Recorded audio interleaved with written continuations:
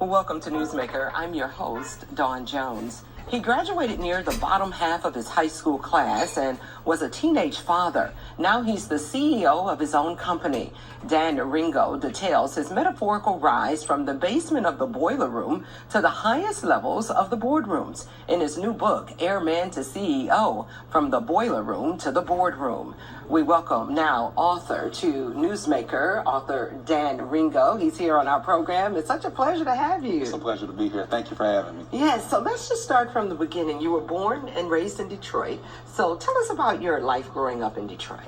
Well, growing up in Detroit, I was born in Cleveland, and moved to Detroit when I was 12 with my family. Went to Detroit Public Schools, moved here, went to Taft Middle School, graduated from the Sweet Brown and Gold Henry Ford High School class of 1991. Okay. 20,000 Evergreen. And throughout high school, pretty much was an underachiever.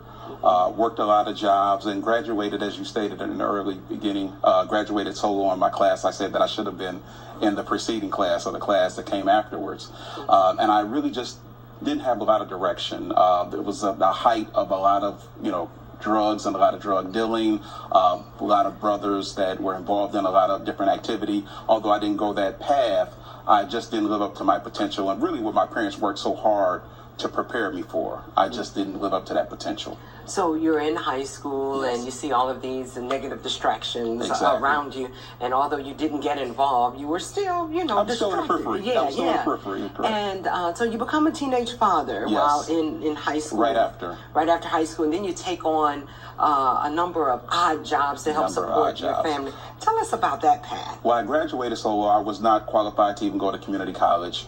I dropped out of trade school. I failed at everything that I attempted leaving high school. And then, while being a teenage father, I worked at Wendy's, I worked at McDonald's, I worked at Rally's. I was like a Burger King to a certain degree. I worked at every fast food known to man. I worked at manufacturing companies, on assembly lines, and was pretty much just failing at everything and just didn't have the intestinal fortitude that's needed to really stay on top of a job and take care of a family at that particular time. Did you know intuitively inside that you were destined to be more, to do more at that time? I felt that I could. I had dreams of grandeur, but I did not have the stick-to-itiveness, if that's a word, to really make those goals happen. So it was like a lot of people. I talked about big dreams and I talked about accomplishing things, but my actions did not follow through or state that I was on that path. Well, let's get to the watershed moment in your life. You detailed it in your book, and you talk about being in a car with your child's mother and being followed by some hoodlums, if you will, for lack of a better word. And that's when you decided to make a change. So walk me through that incident and tell me what made the light bulb go off. What made the light bulb go off, we had just left the movie theater, watching a movie, and for some reason, some other teenagers were in the car and they were harassing us and following us. And I did not know how that incident may result. And so I eventually just took my car and really, tried to speed so I could draw the attention of someone, possibly a police officer, and I did. They actually pulled us over. And I explained to him that I was not speeding for lack of following the law, but I was speeding actually to draw attention and to possibly get away from some people that were following us. And he really understood the story. He believed me, and he told me, son, this is a particular time right now in the city that if you are that aware of what's going on, then you probably should be doing more with your life, and you need to be doing something probably outside of the city. And that was the beginning. And that was the beginning. Journey. And that was the beginning. My father had been on me diligently about joining the Air Force for quite some time, and I never took it seriously. And that was the moment that I went to him the next day and told him that I was thinking about joining the Air Force, and I eventually did. And that's where the Airman part. And that's when the Airman began. I went to basic training then.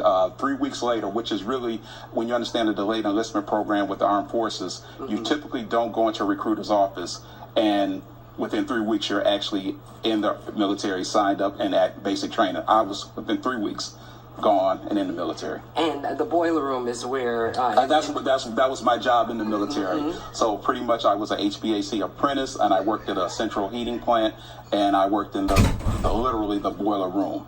And so when I discharged honorably from the Air Force and went to work as an apprentice with the Detroit Public Schools, I actually worked again in the boiler room in many of the schools, shoveling coal into boilers to provide heat to individuals.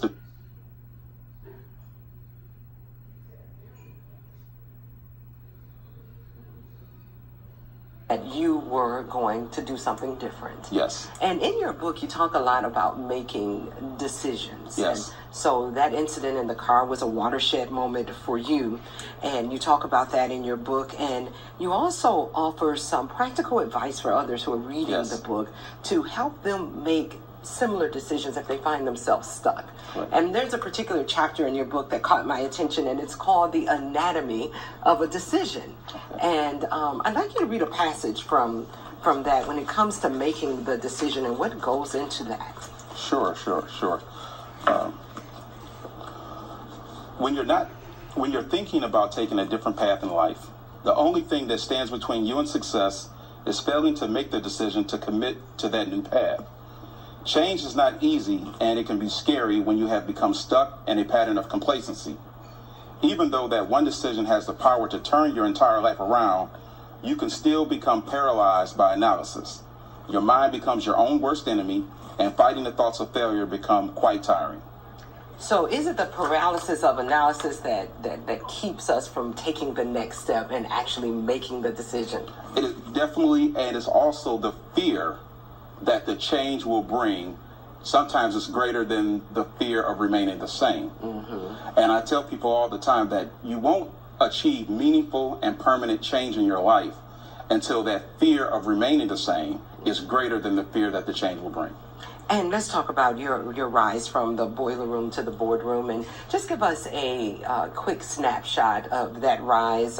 You went to the Air Force, got out of the Air Force, went to work for the Detroit Public Schools, and then what happened next? So I worked for Detroit Public Schools as a building maintenance person for 11 years, mm-hmm. and I really wanted to do more with my life. I felt I'd become very complacent in where I was, and I wanted to use the remaining part of my GI Bill through the military to go back to school and to go to law school. Okay. And that was something that I hadn't had any experience of thinking about prior, and I really wanted to accomplish a goal, and I said, this is a time for you to find out whether or not you have what it truly takes to actually go and achieve those goals. Where I was not how I envisioned my life, and I didn't think that was the end story for me. And so it was about being afraid of remaining the same rather than the change will bring. So even though you had come so far from where you were that night in the car, exactly, you still had aspirations. Exactly. So you went on to law school, and now you're the CEO of your own company. Yes. So tell us briefly about your company and the type of work you do now. So the type of work we do now is facilities management, mm-hmm. Facilities improvement, and we perform heating, ventilation, air conditioning, refrigeration, repairs, modulations, and maintenance and services along the facilities management industry. So you kind of used your expertise exactly from what you had learned previously and just turned that into... Exactly. Okay, now, so the book, where can people purchase the book, and what do you want people to get from this book? Well, the book is available on Amazon, and it's also available on iTunes audio. And what I want people to learn from this book is that you definitely can change your life from where you are, that we all go through levels and periods of complacency, regardless of the goals that we may have accomplished. And I liken it to individual presidents. Our former president now is looking for new endeavors with his wife, the former first lady. So there's always more to do, and there's always more to accomplish, regardless of what your prior title or position may have been. And that's the journey. And that's what you really should fall in love with, not the destination, but instead the journey. And that's what makes life so meaningful. And you want to be that example. Yeah, I want to be that example. Exactly. All right, Dan Ringo, thanks so much for joining us. He is the author of the book Airman to CEO, From the Boiler Room to the Boardroom. And as you heard here, you can pick up that book on Amazon. And it also, there's an audio portion of it that you can pick up as well. We're wishing you all the best. Thanks for joining us. And still to come here on Newsmaker, she suffered sudden cardiac arrest while training for the Crim Festival of Races. Doctors did not expect her to live. In our next segment, Dr. Brenda Brown and her training group leader joins us to discuss what happened on that day back in August 2016. We'll be right back. It was the right thing to do to get it back to the right owners. Two MDOT employees go the extra mile, returning a memorial bench after discovering it floating in the Saginaw River. The bench, donated in memory of a beloved veteran and husband, ended up in the Chippewa River as an act of vandalism. But as Amy Hybels explains, an act of kindness has it back where it belongs. On May 14th, MDOT employees David Schwab and Rick McKegg were washing drains on the Zilwaukee Bridge when they noticed something unusual in the river. It was in about 3 feet of water floating on the edge of the river, and then when we turned it over, we realized that it was a memorial bench. It'd be a shame for somebody to go out there to go and sit on the bench of